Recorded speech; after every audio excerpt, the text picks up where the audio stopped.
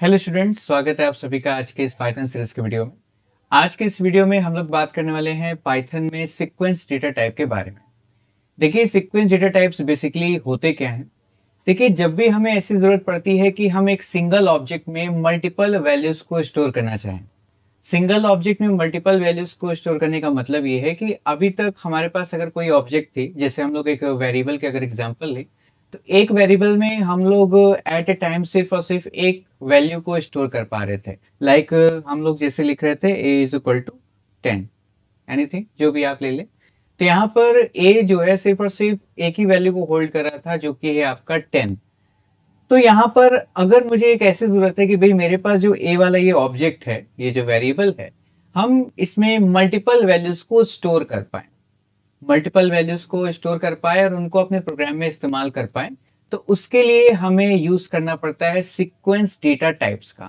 तो पाइथन में बेसिकली हमारे पास कौन कौन से सीक्वेंस डेटा टाइप्स होते हैं वो मैं आपको बता देता हूँ। पाइथन में बेसिकली हमारे पास इस काम को करने के लिए लिस्ट होता है, टपल होता है, डिक्शनरी होती है और एक आपका होता है सेट।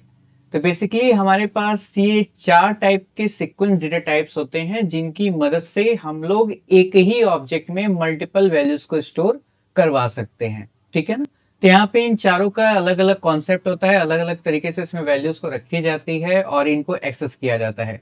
तो बारी बारी से हम लोग इन चारों के बारे में देखते हैं। सबसे पहले शुरू करते हैं लिस्ट के बारे में। मैं यहाँ पे हेडिंग कर देता हूँ पाइथन लिस्ट। तो देखिए, जो पाइथन लिस्ट होता है बेसिकली इसका इस्तेमाल क्यों किया जाता है। पाइथन लिस्ट का इस्तेमाल किया जाता है जब भी हमें कई सारे एलिमेंट्स को, कई ऑर्डर्ड एलिमेंट्स को एक साथ एक ही ऑब्जेक्ट में अगर स्टोर करना है, तो हम लोग वहां पे पाइथन में लिस्ट का इस्तेमाल करते हैं, लिस्ट के कॉन्सेप्ट को इस्तेमाल करते हैं।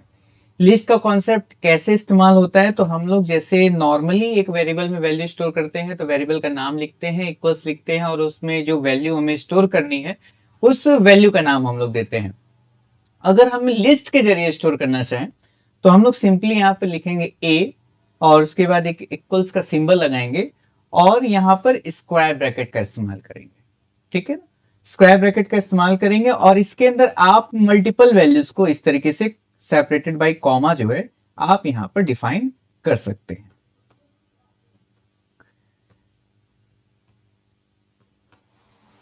तो मैंने यहां पर आप देख सकते हो कि एक ऑब्जेक्ट है हमारे पास a और मैंने उसमें टोटल 5 एलिमेंट्स को स्टोर कर दिया है। 5 एलिमेंट है मेरे पास, 10, 20, 30, 40। ठीक है ना। तो ये क्या हो गया कि हम एक ही ऑब्जेक्ट में मल्टीपल वैल्यूज को स्टोर करा पा रहे हैं। तो पाइथन में अगर आप लिस्ट के जरिए कर रहे हैं, तो आपको यहाँ पर जो है स्क्वायर ब्रैकेट का इस्तेमाल करना पड़ेगा। तो चलिए कुछ फीचर्स के बारे में समझ लेते हैं कि पाइथन में लिस्ट के क्या क्या फीचर्स होते हैं, कैसे ये काम करता है। तो देखिए, पहली बात क्या होता है कि पाइथन जो है यहाँ पर इसका एक ऑर्डर बनता है। जो भी हम एलिमेंट्स देते हैं इसका एक ऑर्डर बनता है। जैसे मैंने यहाँ पर 10, 20, 30, 40, 50 दे दिया, तो इसी ऑर्डर सीक्वेंस में ये स्टोर रहेगा। अब ये तब तक चेंज नहीं होगा जब तक यूजर इसको चेंज ना करे। ये थ्रू आउट द प्रोग्राम यही सीक्वेंस, यही ऑर्डर बना रहेगा। ठीक है ना। इसीलिए सीक्वेंस डेटा टाइप में कहा जाता है कि sequence data type are the set of ordered elements. जब हमें ऑर्डर्ड एलिमेंट्स का सेट क्रिएट करना होता है, तो उस जगह पे हम लोग पाइथन में सीक्वेंस डेटा टाइप का इस्तेमाल करते हैं। तो यहां पर सबसे पहली बात कि यहां पर पहला जो मैं यहाँ पे फीचर लिख देता हूं, पहला फीचर है आपका ऑर्डर्ड एलिमेंट्स। कि पाइथन में जो भी एलिमेंट्स होंगे लिस्ट में, वो सारे ऑर्डर्ड एलिमेंट्स होंगे और वो जो ऑर्डर होगा वो तब तक चेंज नहीं होगा जब तक कि आप उसे खुद से मॉडिफाई नहीं करते हो। आप जब भी आप ए वाले ऑब्जेक्ट को यूज करोगे, आपको यही सीक्वेंस यूज में देखने को मिल जाएगा। चलिए, इसी तरीके से हम लोग नेक्स्ट पॉइंट पर बात करें तो म्यूटेबिलिटी, इसे हम लोग म्यूटेबल कहते हैं। म्यूटेबल का सिंपली मतलब होता है चेंजेबल, जिससे हम लोग क्या कर सकते हैं, हम लोग इसे चेंज कर सकते हैं। ठीक है। चेंज क्या कर सकते हैं भाई, तो यहां पर आपके पास ये जो एलिमेंट्स आप क्रिएट करते हो पाइथन के लिस्ट का इस्तेमाल करते हुए, आप इसको प्रोग्राम में कहीं पर भी किसी भी तरीके से कभी भी चेंज कर सकते हो। ऐसा नहीं है कि आपने ये जो ऑर्डर डिफाइन कर दिया ये ऑर्डर फिक्स रहेगा। आप जब भी इसे चाहे आप इसको बदल सकते हो। अगर आप जब तक नहीं बदलोगे तब तक यही सीक्वेंस आपको मिलेगा। आप जब भी चाहे तो इसके एलिमेंट्स को या सीक्वेंस को बदल सकते हो बहुत आसानी से, ठीक है ना। ये जो वर्ड है म्यूटेबल, ये इसको आप ध्यान रखना, म्यूटेबल बहुत ही इंपॉर्टेंट वर्ड है, काफी एग्जाम्स में इसके बारे में पूछा जाता है कि पाइथन में कौन सा सीक्वेंस डेटा टाइप होता है या कौन सा डेटा टाइप म्यूटेबल होता है या इम्यूटेबल होता है। क्योंकि कुछ ऐसे डेटा टाइप्स होते हैं जैसे टपल है, टपल आपका इम्यूटेबल होता है, इम्यूटेबल मतलब वो चेंजेबल नहीं होता है। लेकिन जो आपका पाइथन में लिस्ट होता है वो आपका म्यूटेबल होता है, हम उसमें एलिमेंट्स को बदल सकते हैं थ्रू आउट द प्रोग्राम, ठीक है। नेक्स्ट अगर बात करी जाए अगले फीचर की, तो पाइथन में जो लिस्ट होता है वो डुप्लीकेट वैल्यूज को अलाउ करता है, ठीक है ना। जो लिस्ट होता है पाइथन में, आप इसमें डुप्लीकेट वैल्यूज को रख सकते हैं। डुप्लीकेट वैल्यूज को रखने का मतलब क्या है कि यहां पर अगर आपने इतने एलिमेंट्स को डिफाइन किया है, या मान लीजिए मैंने इस एलिमेंट को डिफाइन किया है, तो ऐसा कोई श्योरिटी नहीं है कि, या ऐसा कोई भी आपके ऊपर बाउंडेशन नहीं है कि आप 10 को दोबारा यूज नहीं करेंगे या तिबारा यूज नहीं करेंगे। आप जितनी बार चाहें 10 को या किसी भी एलिमेंट को, यहाँ पर डिफाइंड किसी भी एलिमेंट को जितनी बार आप चाहें उतनी बार उस लिस्ट में बार बार इस्तेमाल कर सकते हैं। डुप्लीकेसी अलाउड है, आप कहीं भी इसे डुप्लीकेट कर सकते हो। नेक्स्ट जो फीचर की अगर मैं बात करूं, जो कि बहुत इंपॉर्टेंट पार्ट है, हेट्रोजीनियस। अभी हेट्रोजीनियस एलिमेंट्स हम यहाँ पे लिख देते हैं। हेट्रोजीनियस एलिमेंट का मतलब यहाँ पर क्या है कि पाइथन में जो लिस्ट होता है, आप इसमें हेट्रोजीनियस एलिमेंट्स, हेट्रोजीनियस का मतलब होता है डिफरेंट, यानी आप अलग अलग तरह के एलिमेंट्स को इसमें स्टोर कर सकते हैं। यहाँ पे जरूरी नहीं है कि आप सिर्फ और सिर्फ आईएनटी टाइप का डेटा स्टोर करेंगे या फिर फ्लोट टाइप का मतलब डेसिमल टाइप का ही डेटा स्टोर करेंगे, या फिर स्ट्रिंग टाइप का ही डेटा स्टोर करेंगे, या सिर्फ कैरेक्टर टाइप का ही डेटा स्टोर करेंगे। इसकी कोई बाउंडेशन नहीं है, आप लिस्ट में अलग अलग टाइप के डेटा को स्टोर कर सकते हैं। बात करते हैं अगले और मोस्ट इंपॉर्टेंट पॉइंट की। जो सबसे इंपॉर्टेंट फीचर आपके लिस्ट में है वो है इंडेक्स। यहां पर होता क्या है कि पाइथन में ये जो एलिमेंट्स स्टोर होते हैं ये इंडेक्स नंबर के जरिए एक्सेस किए जाते हैं। अभी ये इंडेक्स नंबर क्या होता है भाई, ये समझिए। देखिए क्या होता है कि बेसिकली अभी तक आप जैसे वैल्यू डिफाइन कर रहे थे इज इक्वल टू 10, तो आप ए लिखते थे 10 एक्सेस हो जाता था। अब तो यहाँ पर ए में सिर्फ 10 तो है नहीं, अब यहाँ पर आपका 10 है, 20, 30, 40, 50, यहाँ पर टोटल 5 एलिमेंट्स है मेरे पास। तो भाई हम ए को लिखेंगे तो भाई कौन सा एलिमेंट एक्सेस होगा या कैसे एलिमेंट एक्सेस होगा ये कैसे पता चलेगा। चलिए मैं आपको ये समझाता हूँ। इसके लिए मैं आ जाता हूँ अपने एमएस वर्ड के विंडो पे। वर्ड क्या, मैं कोई दूसरा वर्ड मेरे पास नहीं है तो मैं इसे आपको ऑनलाइन दिखाता हूँ। चलिए मैं इसे बेटर अंडरस्टैंड करवाने के लिए आपको समझाता हूँ कैसे ये काम करता है। मैं यहाँ पे सर्च कर लेता हूँ लिस्ट इन पाइथन इंडेक्सिंग। मैं यहाँ पे इसे फटाफट से इमेजेस सेक्शन में चला जाता हूँ। तो जैसे आप यहाँ पर देख सकते हो, मैं यहाँ पे जो बेटर इमेज है वो ओपन कर लेता हूँ। लाइक मेरे पास यहाँ पर है, ये आप देख रहे हो, ये जो आप देख रहे हो यहाँ पे Monday, Tuesday, Wednesday, Thursday, Friday मेरे पास एलिमेंट्स है लाइक 10, 20, 30, 40, 50, ठीक है ना। तो पाइथन में बेसिकली यहाँ पर इंडेक्सिंग होती है, लिस्ट में इंडेक्सिंग होती है और दो तरीके की इंडेक्सिंग होती है। एक पॉजिटिव इंडेक्सिंग होती है और एक निगेटिव इंडेक्सिंग होती है। जो पॉजिटिव इंडेक्सिंग होती है आप यहाँ पे ऊपर देख रहे हो, ये पॉजिटिव इंडेक्सिंग है, ठीक है ना, जिसे हम लोग फॉरवर्ड इंडेक्सिंग के नाम से भी जानते हैं। और ये जो आप नीचे देख रहे हो इसको हम लोग बोलते हैं बैकवर्ड इंडेक्सिंग, ठीक है ना। ये निगेटिव इंडेक्सिंग है जिसे हम लोग बैकवर्ड इंडेक्सिंग के नाम से भी जानते हैं।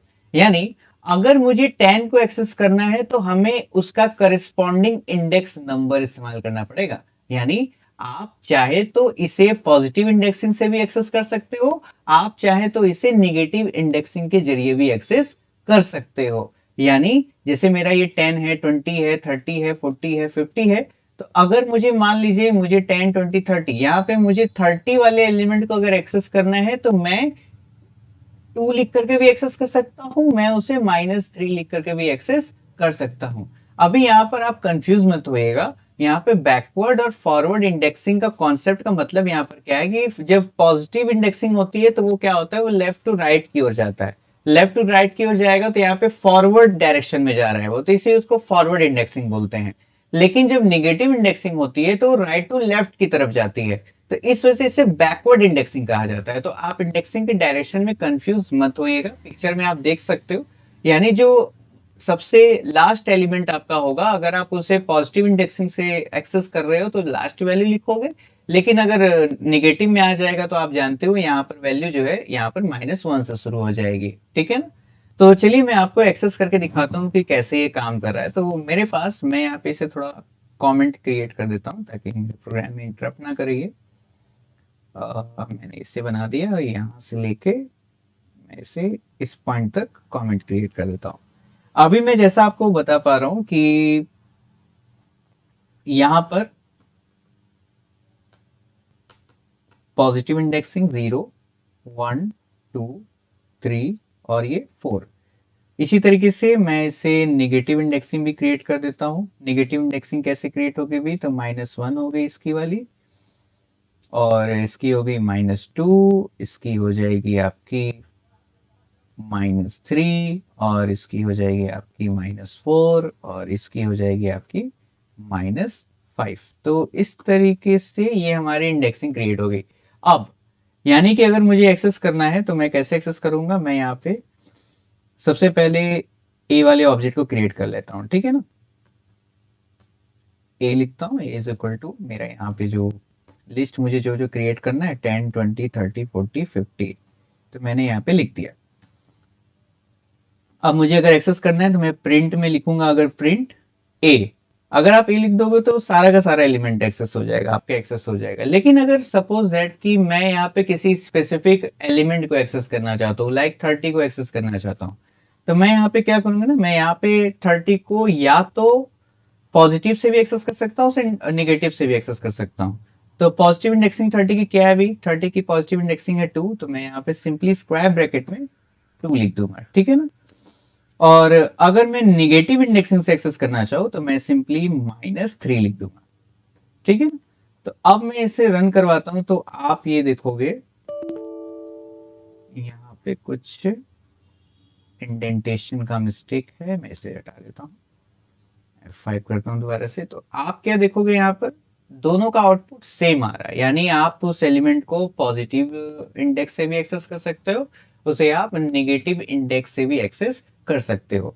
अगर आपने यहाँ पर लिख दिया, मैंने यहाँ पे लिख दिया प्रिंट ए, उस केस में क्या होगा कि ए के सारे एलिमेंट एक्सेस हो जाएंगे। सारे एलिमेंट मतलब वो पूरा का पूरा एक ऑब्जेक्ट के तौर पे पूरा एक लिस्ट आपको दिखेगा। देखो मैं यहाँ पे करता हूँ तो आप देख सकते हो कि यहाँ पे मेरे पास जितने ए के एलिमेंट्स है वो सारे एक लिस्ट के फॉर्म में हमारे पास क्रिएट हो गए, ठीक है।